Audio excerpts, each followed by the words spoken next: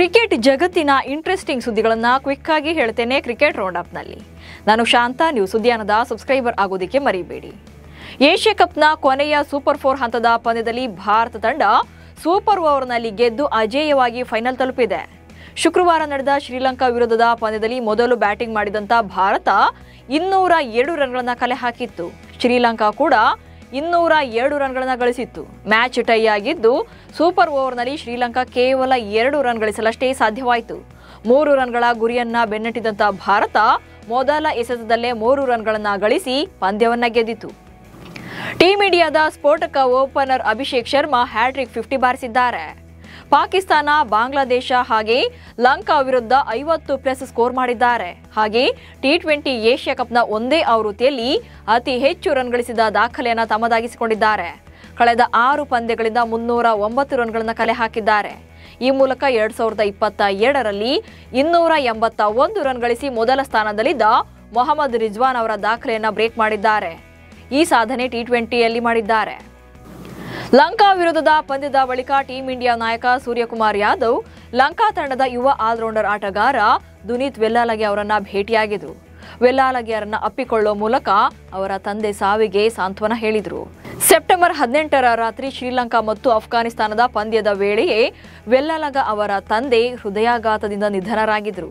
ಪಂದ್ಯದ ಬಳಿಕ ದುನೀತ್ ವೆಲ್ಲಾಲಗೆ ಶ್ರೀಲಂಕಾಗೆ ಮರಳಿದ್ರು. ಅಲ್ಲದೆ ತಂದೆ ಕಾರ್ಯಗಳನ್ನು ಮುಗಿಸಿ ವಾಪಸ್ಸಾಗಿದ್ದಾರೆ.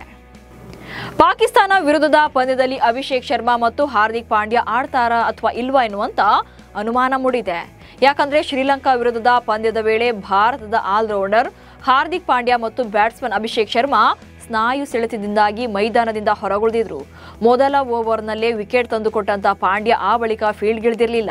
ಪಂದ್ಯದ ನಂತರ ಮಾತನಾಡಿರುವಂತಹ ಬೌಲಿಂಗ್ ಕೋಚ್ ಮಾರ್ನೆ ಮಾರ್ಕೆಲ್ ಇಬ್ಬರೂ ಕೂಡ ಕ್ರಾಂಪ್ಸ್ನಿಂದಾಗಿ ಬಳಲ್ತಾ ಇದ್ರು. ಹಾರ್ದಿಕ್ ಬಗ್ಗೆ ಮೌಲ್ಯಮಾಪನ ಮಾಡಿ ನಿರ್ಧಾರವನ್ನು ತಗೊಳ್ತೇವೆ. ಅಭಿಷೇಕ್ ಶರ್ಮಾ ಚೆನ್ನಾಗಿದ್ದಾರೆ ಎಂದಿದ್ದಾರೆ. ಆದರೆ ಪಾಕಿಸ್ತಾನ ವಿರುದ್ಧದ ಫೈನಲ್ ಪಂದ್ಯದಲ್ಲಿ ಆಡ್ತಾರಾ ಎನ್ನೋ ಬಗ್ಗೆ ಮಾಹಿತಿಯನ್ನು ನೀಡಿಲ್ಲ. ಶ್ರೀಲಂಕಾವನ್ನ ಸೋಲಿಸುವ ಮೂಲಕ ಏಷ್ಯಾ ಕಪ್ನಲ್ಲಿ ಭಾರತ ತಂಡ ಅಜೇಯವಾಗಿ ಫೈನಲ್ಗೆ ಲಗ್ಗೇಟಿದೆ. ಭಾನುವಾರ ಭಾರತ ವರ್ಸಸ್ ಪಾಕಿಸ್ತಾನ ನಡುವೆ ಪ್ರಶಸ್ತಿಗಾಗಿ ಹೈ ವೋಲ್ಟೇಜ್ ಫೈಟ್ ನಡೆಯಲಿದೆ. ಈಗಾಗಲೇ ಲೀಗ್ ಮತ್ತು ಸೂಪರ್ 4 ಹಂತದಲ್ಲಿ ಪಾಕಿಸ್ತಾನವನ್ನ ಸೋಲಿಸಿರುವಂತಹ ಭಾರತ ಟ್ರೋಫಿ ಗೆಲ್ಲುವಂತಹ ಫೇವರೇಟ್ ಟೀಮ್ ಎನಿಸಿಕೊಂಡಿದೆ. ಇತ್ತ ಪಾಕಿಸ್ತಾನ ಕೂಡ ಸೇಡು ತೀರಿಸಿಕೊಳ್ಳೋಕೆ ಕಾಯ್ತಾ ಇದೆ. ಭಾನುವಾರ ಭಾರತ ಮತ್ತು ಪಾಕಿಸ್ತಾನ ನಡುವಿನ ಏಷ್ಯಾ ಕಪ್ಗೂ ಮುನ್ನ ಪಾಕಿಸ್ತಾನ ವೇಗಿ ಶೋಯಬ್ ಅಖ್ತರ್ ತಮ್ಮ ತಂಡಕ್ಕೆ ಖಡಕ್ ಸಂದೇಶ ರವಾನಿಸಿದ್ದಾರೆ. ಚಾನೆಲ್ನ ಚರ್ಚೆಯೊಂದರಲ್ಲಿ ಮಾತನಾಡಿರುವಂತಹ ಶೋಯಬ್, ಭಾನುವಾರ ಪಾಕಿಸ್ತಾನ ತಂಡ ಭಾರತದ ಅಹಂಕಾರವನ್ನ ಮುಗಿಸಬೇಕು. ಪಾಕಿಸ್ತಾನದ ಆಟಗಾರರು ಕೂಡ ಅದೇ ಮನೋಭಾವದಲ್ಲಿ ಕಣಕ್ಕಿಳಿಯೋದನ್ನ ಎದುರು ನೋಡ್ತಾ ಇದ್ದೇನೆ. ನಿಮ್ಮೊಡನೆ ಆಡಿದ್ರೆ ನೀವು ಏನ್ ಮಾಡಬಲ್ಲರಿ ಅನ್ನೋದನ್ನ ಭಾರತಕ್ಕೆ ತೋರಿಸಿ ಎಂದಿದ್ದಾರೆ. ಪಾಕಿಸ್ತಾನ ಪರ ಹ್ಯಾಟ್ರಿಕ್ ಡಕೌಟ್ ಆಗಿದ್ದಂತಹ ಸೈಮ್ ಅಯೂಬ್ ಈಗ 0 ಸುತ್ತೋದ್ರಲ್ಲೂ ಕೂಡ ದಾಖಲೆ ಬರೆದಿದ್ದಾರೆ. ಪಾಕಿಸ್ತಾನ ಪರ T20 ಅಂತಾರಾಷ್ಟ್ರೀಯ ಕ್ರಿಕೆಟ್ನಲ್ಲಿ ಅತಿ ಹೆಚ್ಚು ಬಾರಿ 0ಗೆ ಔಟ್ ಆದ ದಾಖಲೆಗಳ ಪಟ್ಟಿಯಲ್ಲಿ 2ನೇ ಸ್ಥಾನಕ್ಕೇರಿದ್ದಾರೆ. ಏಷ್ಯಾ ಕಪ್ನಲ್ಲಿ 6 ಇನ್ನಿಂಗ್ಸ್ ಆಡಿರುವಂತಹ ಸೈಮ್ ಒಟ್ಟು 4 ಸಲ ಡಕೌಟ್ ಆಗಿದ್ರು. ಒಟ್ಟು ಡಕೌಟ್ಗಳ ಸಂಖ್ಯೆ 9ಕ್ಕೇರಿದೆ. ನಂಬರ್ 1 ಸ್ಥಾನಕ್ಕೆ ಬರೋಕೆ ಇನ್ನೊಂದೇ ಶೂನ್ಯ ಬಾಕಿ ಇದೆ. 71 T20 ಇನ್ನಿಂಗ್ಸ್ಗಳಲ್ಲಿ ಬ್ಯಾಟ್ ಬೀಸಿರುವಂತಹ ಉಮರ್ ಅಕ್ಬಲ್ 10 ಸಲ ಡಕೌಟ್ ಆಗಿ ಮೊದಲ ಸ್ಥಾನದಲ್ಲಿದ್ದಾರೆ. ಭಾರತ ಮತ್ತು ಪಾಕಿಸ್ತಾನ ನಡುವಿನ ಮ್ಯಾಚ್ ಅಲ್ಲಿ ಪಾಕ್ ಆಟಗಾರರಾದ ಹ್ಯಾರಿಸ್ ರೌಫ್ ಮತ್ತು ಸಾಹಿಬ್ಜಾದಾ ಫರ್ಹಾನ್ ಹುಚ್ಚಾಟ ಆಡಿದರು. ಅರ್ಧ ಶತಕದ ಬಳಿಕ ಫರ್ಹಾನ್ ಗನ್ ಫೈರ್ ಸೆಲೆಬ್ರೇಷನ್ ಅನ್ನು ಮಾಡಿದ್ದ. ಹಾಗೆ ರೌಫ್ ಪ್ಲೇನ್ ಕ್ರಾಶ್ ಸನ್ಹೆ ಮಾಡಿದ್ದ. ಈ ಇಬ್ಬರಿಗೂ ಕೂಡ ICC ಸಮನ್ಸ್ ನೀಡಿದ್ದು ವಿಚಾರಣೆಗೆ ಹಾಜರಾಗಿದ್ರು. ಈ ವೇಳೆ ತಮ್ಮ ನಡೆಯನ್ನ ಸಮರ್ಥಿಸಿಕೊಳ್ಳೋಕೆ ವಿಚಿತ್ರ ಸಮಜಾಯಿಷಿ ನೀಡಿದ್ದಾರೆ. ಫರ್ಹಾನ್, ಇದು ಪಾಕಿಸ್ತಾನದ ಬುಡಕಟ್ಟಿನ ಆಚರಣೆ ಸಂಪ್ರದಾಯ, ಹೀಗಾಗಿ ಗನ್ ಫೈರ್ ಸೆಲೆಬ್ರೇಷನ್ ಮಾಡಿದ್ದೇನೆ ಅಷ್ಟೇ ಎಂದಿದ್ದಾನೆ. ಇನ್ನು ವಿಚಾರಣೆ ಬಳಿಕ ಇಬ್ಬರಿಗೂ ಕೂಡ ಪಂದ್ಯದ ಸಂಭಾವನೆಯ 30% ದಂಡ ವಿಧಿಸಲಾಗಿದೆ. ಪಾಕಿಸ್ತಾನ ಆಟಗಾರರಿಗೆ ICC ದಂಡ ವಿಧಿಸಿದೆ ನಿಜ.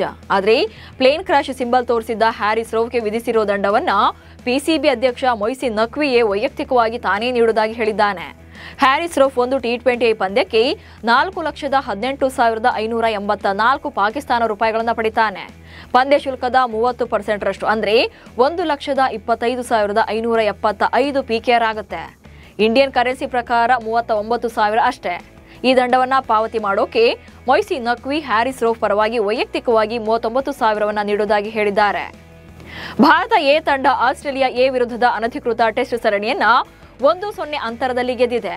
ಕನ್ನಡಿಗ KL ರಾಹುಲ್ ಅವರು ತೀವ್ರ ಜ್ವರದ ನಡುವೆ ಕೂಡ ಅಜೇಯವಾಗಿ 176 ರನ್ಗಳನ್ನು ಗಳಿಸಿ ತಂಡಕ್ಕೆ ಗೆಲುವು ತಂದುಕೊಟ್ಟಿದ್ದಾರೆ.